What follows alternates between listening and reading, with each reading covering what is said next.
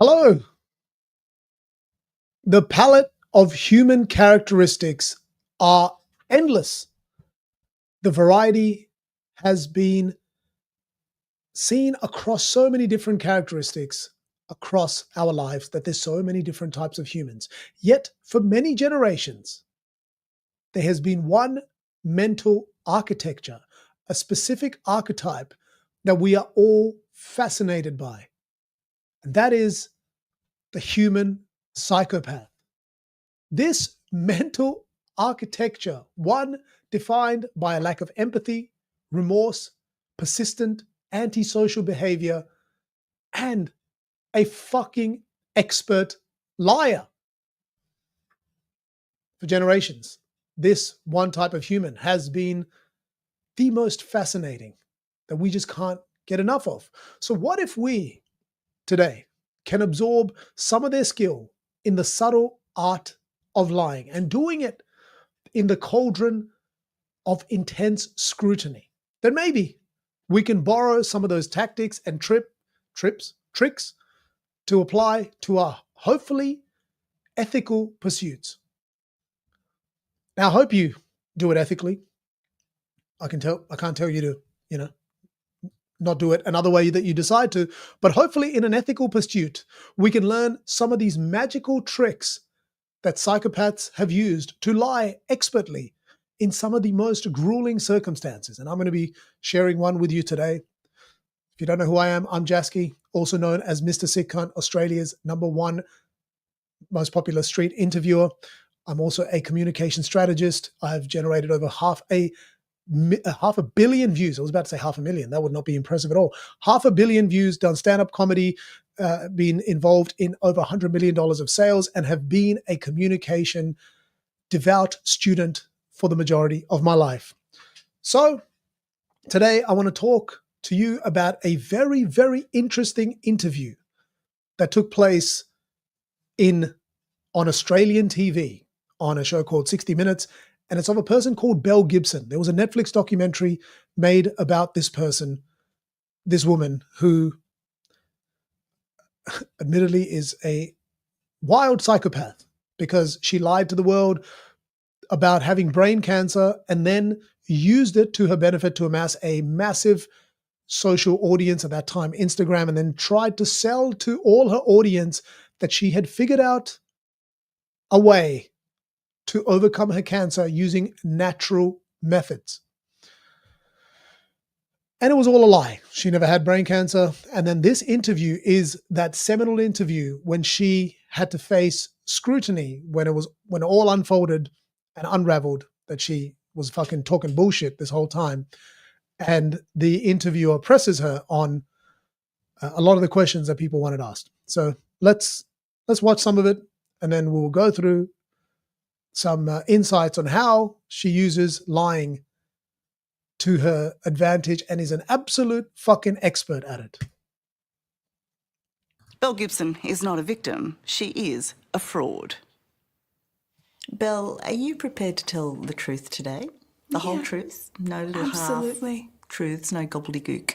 The truth? No, I've been really transparent. So just for clarification, are you prepared to sign a statutory declaration to say that everything you tell me today is the truth? Absolutely. There's nothing. Okay, let's just pause it back a little bit. Let me work out the screen. Now, first and foremost, before you have any impression of this person whatsoever, the first thing we want to try and assess here is the body language. I'm going to try and zoom in a little bit so I can see. I'm just looking at it on this screen. Now look at what we refer to this. What the easiest way to refer to this is, let me put it on a bigger screen, is called the reset expression. Now, her face, let's not even talk about the face. Talk about the entire body language here. It is set in a very neutral manner, right? No smile. The face is of someone that's just rebooting, pressed lips, and very careful control of her expressions. The shoulders and torso very rigid. Her eyes are open, a little bit lifted. Her eyebrows are slightly lifted, but the eyes are focused attentively at the interviewer. Everything is completely neutral. And the reason it's called a reset is to put everything into control that you can, because the questions and what's coming in this next, 60 minutes or so is not going to be under control. The only thing you can control is what you can control. And she is putting everything into neutral. And typically, this kind of body language indicates that she is trying to showcase that there is no tension. And how can I minimize showcasing any sort of tension? Because potentially lying is on its way, and that is to have a complete reset expression. Okay? So let me summarize. The reset expression, I can't draw on this. I need to figure out how to draw onto the actual video. But you look at the eyes, very neutral, lips, no upward, no downward motion, very straight, eyebrows slightly upwards, open, eyes wide, staring directly at the interviewer, shoulders back, very rigid, straight posture, and nothing, no fucking movement, straight, very, very rigid, controlled emotion. When we're not, controlled body language. When we are not controlled, that is when there are giveaways for someone who can read body language. Now, I do have to say, and I hate to, throw shade here, but I don't know why she is dressed as Steve Jobs Barbie. Like if they made a Barbie out of Steve Jobs, it would look something like this. Now, the turtleneck makes complete sense. Again, a strategic method of covering whatever you can cover. Your neck is a vulnerable place. There's a lot of gives, when you're stressing, you'll see the veins on your neck. When, you're having excessive breathing through your neck, it's visible. So why not fucking cover it up? Cover up what you can. Obviously, you can't cover up your face because then completely lying. But I also understand the pink. The pink is to exude some level of warmth. It's not a boring, it's not a I'm scared color. It is a little bit of a visual color. It makes you go, hey, look at me. I'm here to have I'm here to be warm. I'm approachable. I'm, nice and friendly. It's vibrant. So the turtleneck is doing the PR work on her behalf. But yeah, body language, very neutral. Let's play back the start again. Truth today, the whole truth, no little Absolutely. half truth. Now there, the entire expression when she is talking is to look very concerned, is to give you this feeling of, of course, yeah, definitely, soft tone. And she's chosen the soft tone because any sort of aggressive tone is a little bit, put someone on the defensive. She's trying to use every single tactic expertly up to this point to showcase that I'm likable, that I'm friendly, I'm approachable, I'm sympathetic to what's happened to all these people that have been potentially hurt by what she did.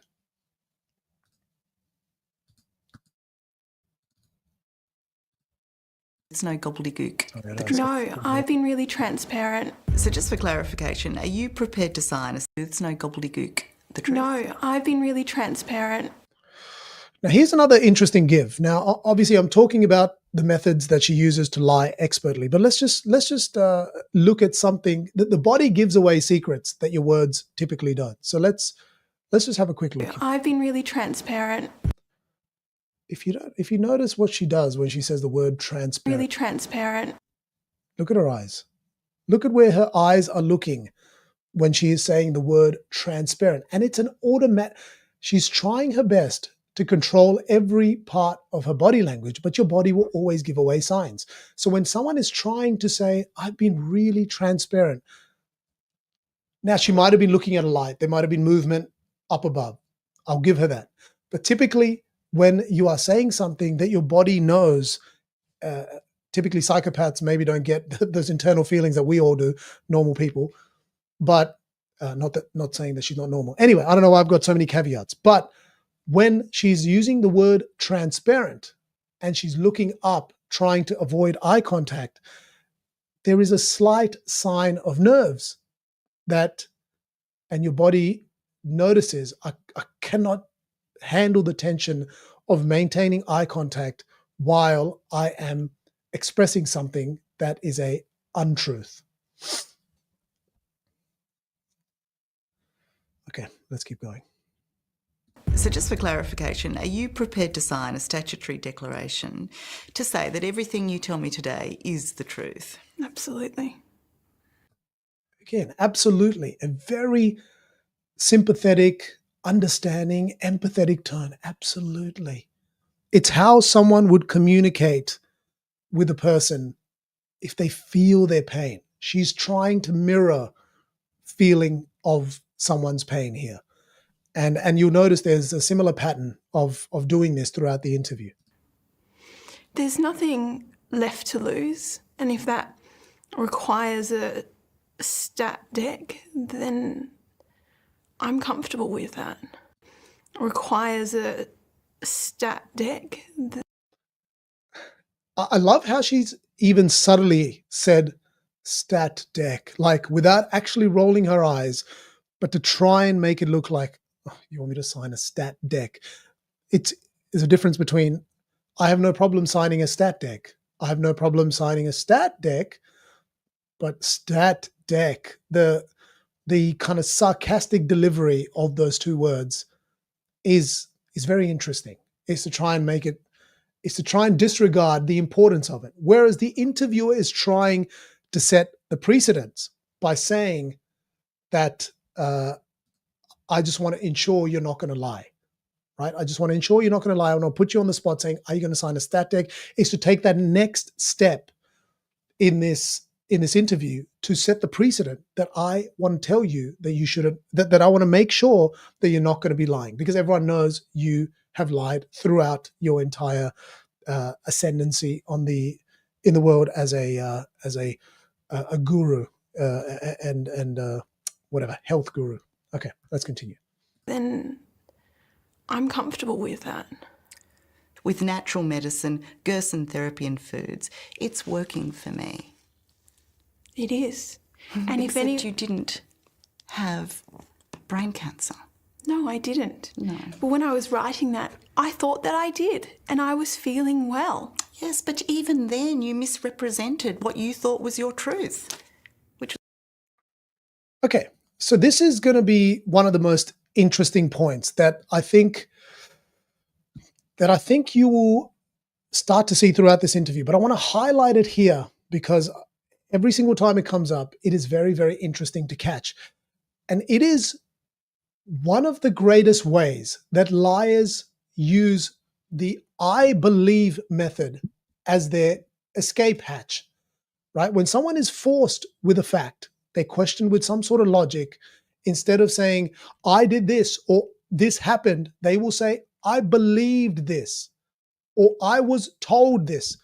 It is a method to dodge accountability without technically lying, right? So you're using, and she does it incredibly well, is to use belief and shifts the frame from intentional to accidental. Oh, I believe that's what was happening. I was misled. I was confused. I was a little bit dumb. I was naive. I misunderstood the situation. And it turns the lie into an oops. It's a pretty big oops to believe you had fucking brain tumor. But it is it's kind of like a vulnerability instead of deceit. And what it really does is it puts the interviewer, the questioner, on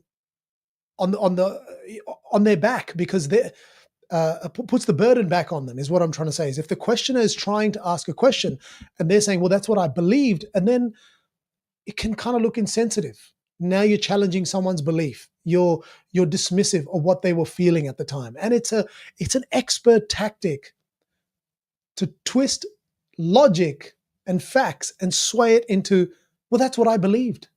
I was believing that. I thought that was true. It's kind of when people say God came down, God had this visitation, God showed me that that I saw the light, and I had this transcendental moment, but I believed it. So now you're going to be that insensitive prick to go, fuck, you're stupid. Because then logic is out the door, facts are out the door, because you are now dealing with someone's belief. It's like creating a moral loophole. So, in their mind, they believed it. They weren't lying. They were simply believing something wrong. So she does it repeatedly, and she does it expertly. It was all a big lie anyway. I'm really sorry. And it hurts me, and I beat myself up every day for how I have hurt those who mean a lot to me. He had come to my home, and Look, even that at that moment where I'm sorry, I had I really, really feel for the people that I've hurt. That whole using emotion to again break away from logic is another great tactic. And this is why it is so interesting to watch what someone who is essentially a pathological liar, the tactics that they use to get out of these situations where there's intense scrutiny and overwhelming emotion, saying, I'm so sorry, I cannot believe that I feel so bad that all of this happened, and I've lost everything. I have nothing left, so I have nothing to lose. Of course you have something to fucking lose. Why would you be doing this interview? Like, the logic is clear. It's like, you would not be doing this interview if you had anything to lose. There is nothing to gain from, you're only here to gain. You're not losing further from this interview. You're only trying to gain. But by overlaying a level of emotion here, overwhelming emotion and sympathy for the people that have been hurt, it takes away the logic, and it lets you start to feel the emotion that this person wants you to feel, to blur what you're thinking about them. So again, amazing. I belief. You cannot question someone's belief. When someone is saying something incredibly emotional, you take away the logic. The train of logic is broken, and you're starting to now focus on the emotion that the person is overwhelmingly unloading onto you. Let's keep going.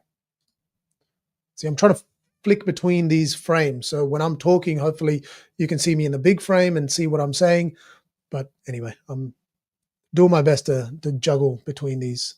went through a series of tests, and this was dubbed integrative medicine. So he comes to your home and he does some tests on you? He does. What sort of tests? It was a box, a machine with lights on the front, and that machine was apparently German technology. There's two metal pads, one that goes below the chair and one that goes behind your back, and then that measures what I believe or remember to be frequencies. And what was the result? Again, let me put the big screen. Again, I believed this. She's going to use it repeatedly.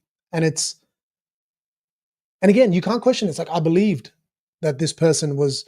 So essentially what she's trying to explain, she's been questioned on the fact that, how the hell did you think you had a brain tumor?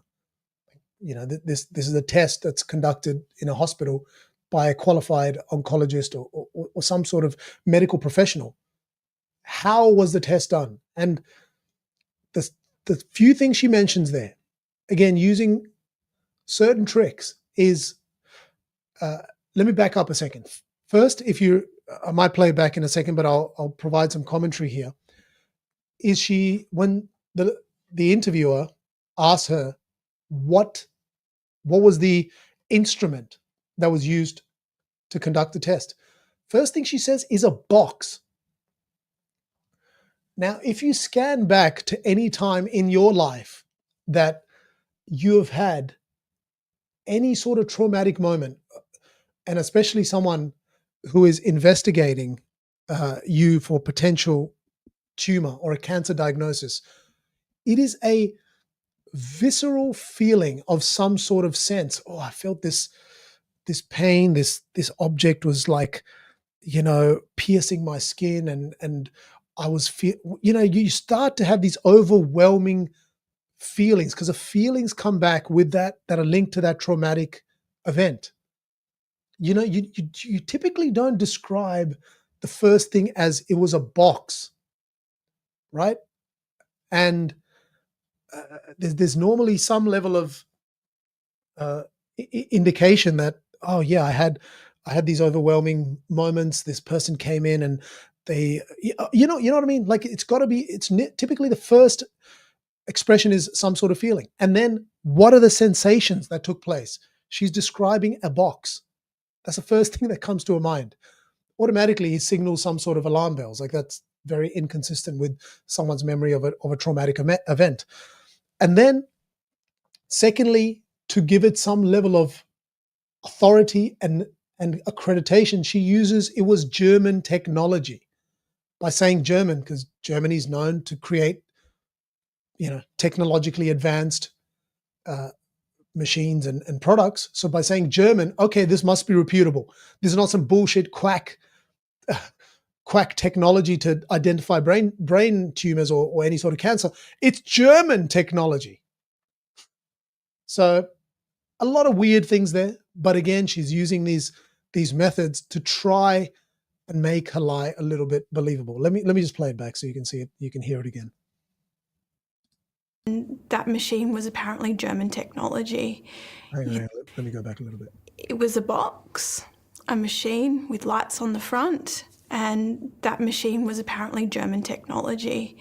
There's two metal pads, one that goes below the chair and one that goes behind your back, and then that measures what I believe or remember to be frequencies. And again, you notice the upward inflection on frequencies. That upward inflection is always doubt, tension, nervousness. When you're nervous with someone, is like, can I please get the water? Like, you're always going into a higher inflection. So anyway, ignore my screen switching. It's fucking terrible. Upward inflection, nervousness, tension. You're not confident, or you're lying, right? Frequencies. What were the results? Let me play this part back a little bit. What I believe or remember to be frequencies. And what were the results?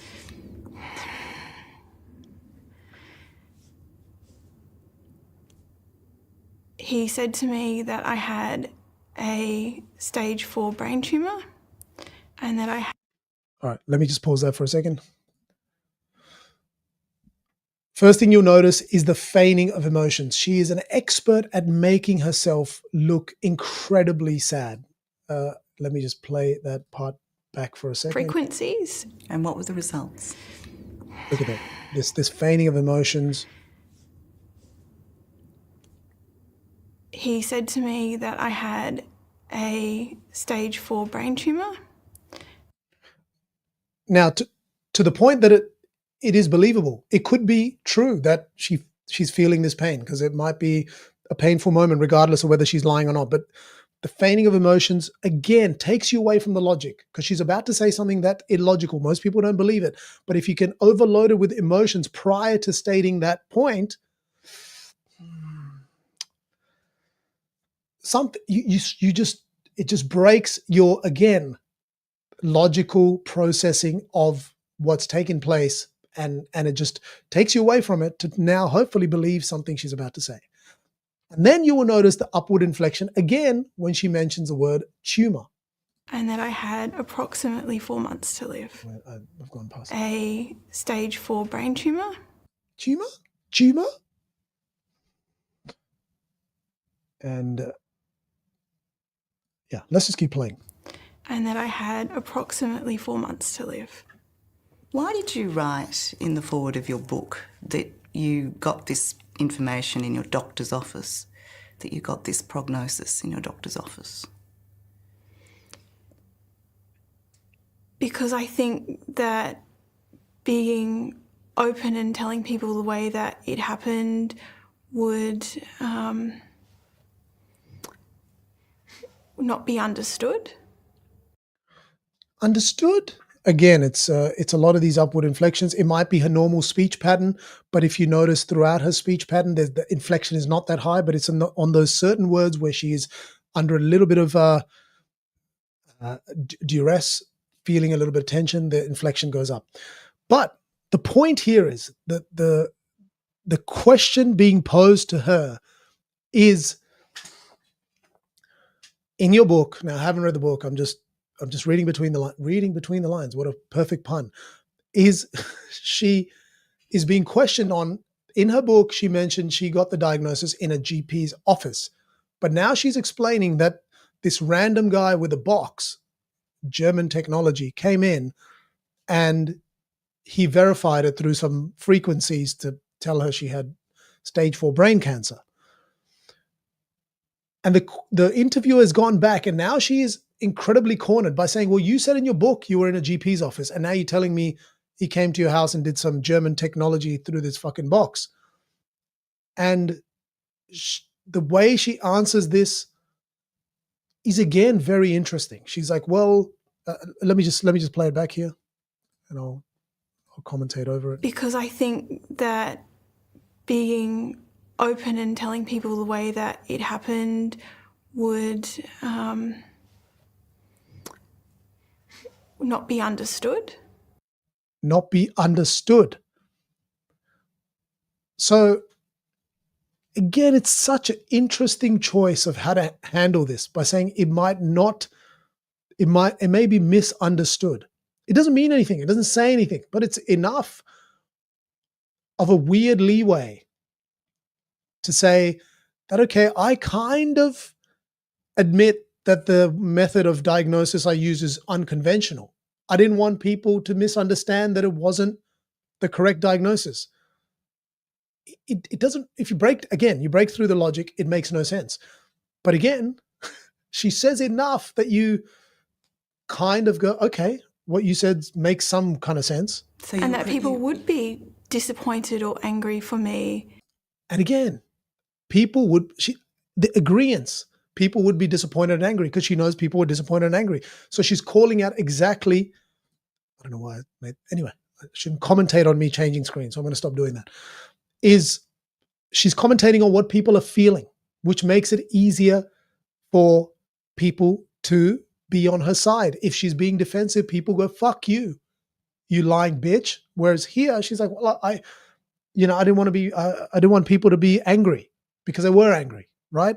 And I didn't want people to be misunderstood. Again, it's the same method, belief. I didn't want people to misunderstand. Not following what is the right way to go about this. So you lied because you feared you wouldn't be believed. Is that what you're saying?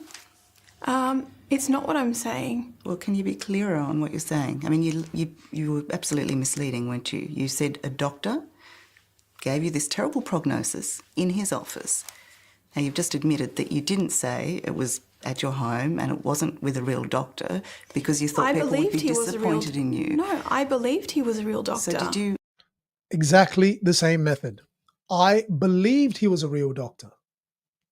Again, you can't question me now. I believed he was a real doctor. I thought I was speaking to someone who was legit. So it's, again, the most sophisticated way to lie without technically lying, by saying I believed it. And I feel like the interviewer here completely fucked this up. The interviewer needed to let her speak, but she just put the words in her mouth, which took her off the hook. You had her at that moment saying, well, you said you got this from a GP's office, but instead there was a guy who came to your house with a box, some German technology. And then she let her off the hook by putting the words in her mouth, by saying, well, you lied, and da-da-da. And that's, people already know that. People know she lied, but you want to drill back into the logic. You want to get back to the facts. You want to break down every single fact. Explain. So what You said it was a GP. What happened here? Instead of saying you lied, because we know she lied. There's no need for it. So the interviewer playing the card of just being, I want to put you on the spot and I want to grill you here because that's maybe what the viewers want. It's not what the viewers want. They want you to stay to the facts. Be fact checked. Because if she pulls it out to belief, it's hard to belief check. So again, expertly, she's maneuvered it by saying, I believed it. And we have no way to prove. How do you prove someone's belief is incorrect? You can't. It's something, that they can't defend. Lie to be believed is the question. I didn't see him in his doctor's office in Perth. You didn't see him in his doctor's office ever because he doesn't have an office, does he? No. Again, prod the facts. The interviewer here missed a beat. Prod the facts, and it allows her to get away with it by saying, well, he didn't have an office, did he? Well, ask her. So why did you write that there was an office? Can you explain that? Why did you write you got it from the GP's office? Because there she has to use some of these methods. She can't say, I believe he had an office, because in that case, it doesn't make sense because he was at your house. You had her cornered and you let it slip. No. Right. You claimed also in your book that you underwent chemotherapy and radiotherapy for 2 months. True Yep. or false? At the time, True or false? true, because at the time I believed I was having radiotherapy. So, false. Again, perfect. I believed I was having radiotherapy. Any moment she has to use the words I believe and her escape hatch to say these are things I believed, that's it. There's nothing you can do. So the only thing the interviewer has to do here is to bring it back to just pressing on the facts. You cannot go back into the belief because that's checkmate. She's taken you out of logic questioning, fact questioning. And she does it expertly, even though most people watching this, everyone watching this, you'd have to be an absolute fucking idiot to not know that she's lying. You kind of know. You'd bet your life savings on the fact that you know she's talking shit, but she's able to still maneuver it in a corner while she's stuck in a corner, knowing we know that she's lying, but still by using belief, the word belief. I believed it. All right, you believed it. There's nothing I can do. I believed that I was having radiotherapy. When he gave me medication, I was told that it was oral chemotherapy, and I believed it. Very soon after I'd started this treatment here in Melbourne, I fell pregnant, and that was a huge catalyst for me. In what way? Because I thought, well, if I'm undergoing chemotherapy, then I don't want that to affect my pregnancy. Oh, so you stopped the chemotherapy because you're pregnant? I stopped the chemotherapy for various reasons. I didn't know. Truth, Belle, truth. Tara, I'm trying to draw on information. No, don't draw on information. Just be honest. I am being Please honest be with you. I'm trying to be open to what you're saying, but you were just muddying the waters with every answer. You set up a guy who's some quack, you're now saying, as a conventional doctor, giving you conventional treatment that is not helping your brain tumours, so you leave it. That's what you set up in your book, right? You didn't write it as you've just told it to me. You didn't. And again, here, there's nothing for me to really mention that hasn't already been mentioned as one of the techniques that she uses to lie expertly here, the subtle art of lying, which is the title, The Subtle Art of Lying Like an Australian Psychopath. But what I can really point out is the interviewer here keeps missing the beats, keeps missing. She's trying to be the mother scolding a misbehaving child. That's where the interview is going, as opposed to providing the space, providing enough direction to prompt, to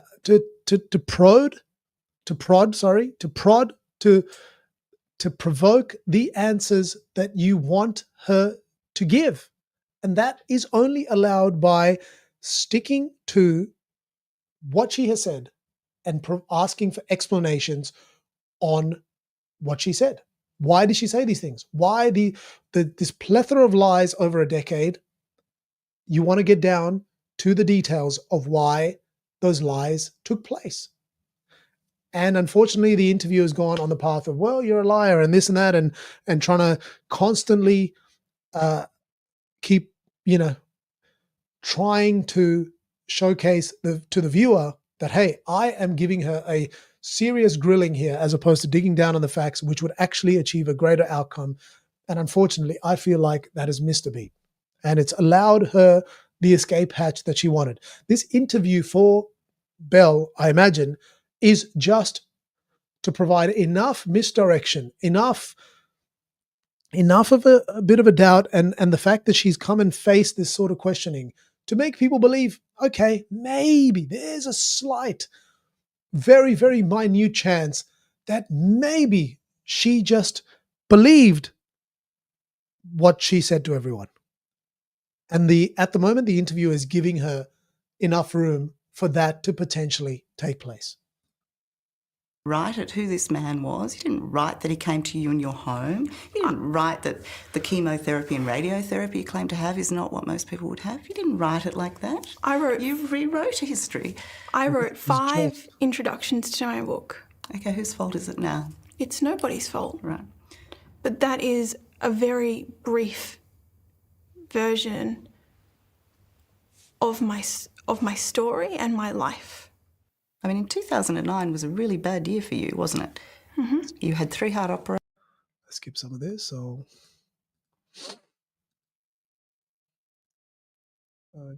let's go to this part. Did you think to get this checked out? Not really, not initially. I was devastated. Just sounds like you chose to believe that you had cancer.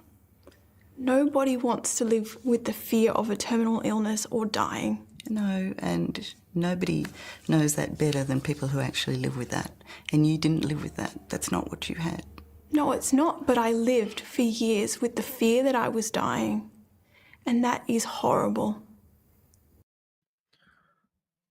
And again, it's the same technique she's employed expertly, once again, where the interviewer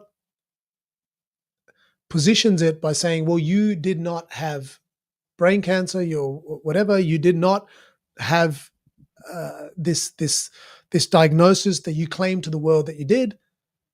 She goes back and says, well, I believed I did. I lived. And then again, it's now using both techniques, the belief and then the emotional waterfall of saying, well, you don't know what it's like to live your life feeling like you are going to die at any time. It is whatever, like it's so overwhelming, you don't understand, And again, the emotional overwhelming with the fact that she keeps saying, I believed that is what I was having, allows her to step out of this line of questioning. And those techniques she consistently uses as her escape hatch very, very effectively.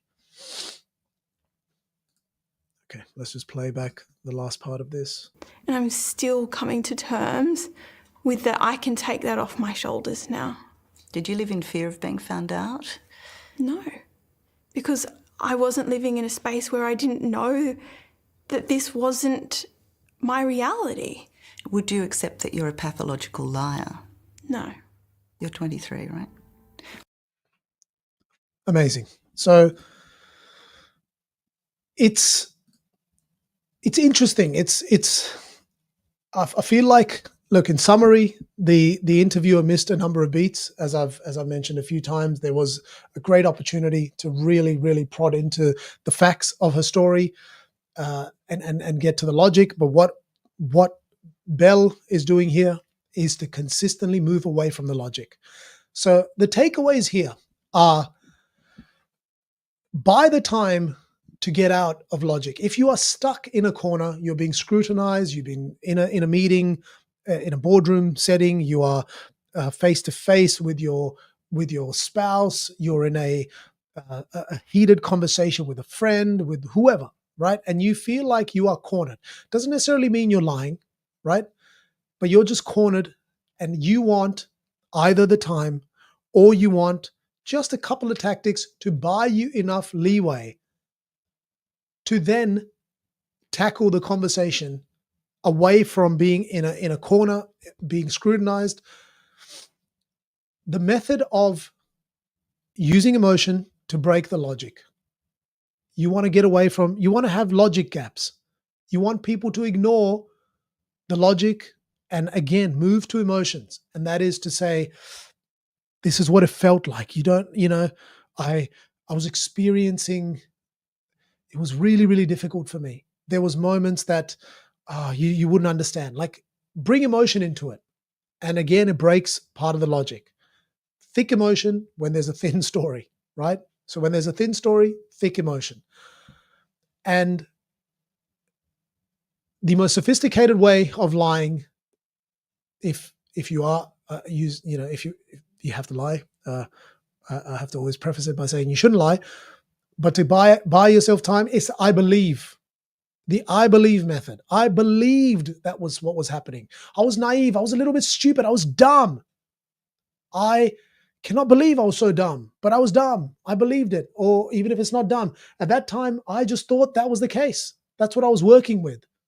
Again, takes you away from, puts the burden back on the person questioning you. And body language only touched on briefly, but she uses the body language of someone who is so burdened by this. It's really affecting the person. No one is going to drill someone who looks visibly upset. She looks really overwhelmed by what's taking place. It is the sad expression. It is the maintaining of very, very strong eye contact. And you see throughout this entire interview, even in moments where she's completely cornered, she still maintains a level of composure, which is credit to her, because there are moments where it gets pretty heavy and heated, and she's being scolded by the interviewer, but she still maintains that composure. So keeping composure, not letting your body language, start to showcase these signs, which is the slouching of your shoulders. It's a little bit of fidgetiness. It's the palms facing you, which is kind of a self-protection, as opposed to your palms outwards. Every time I'm talking to someone, I try and show them my palms. It is to showcase a level of transparency.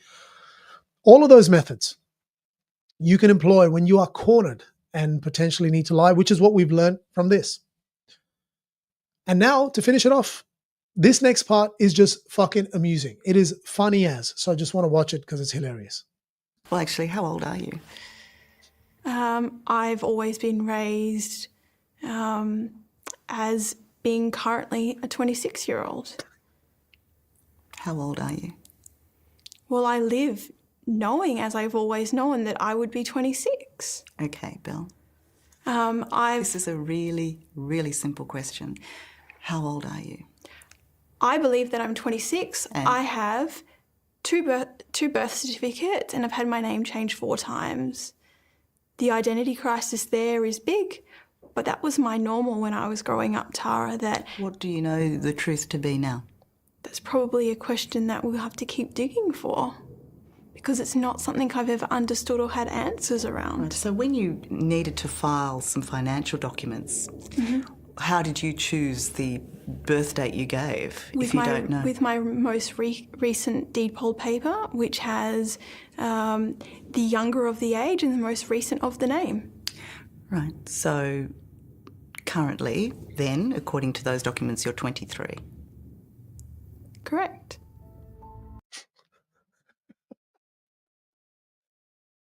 Oh, that's got to be the funniest 30 seconds of an interview that I have seen in a long time.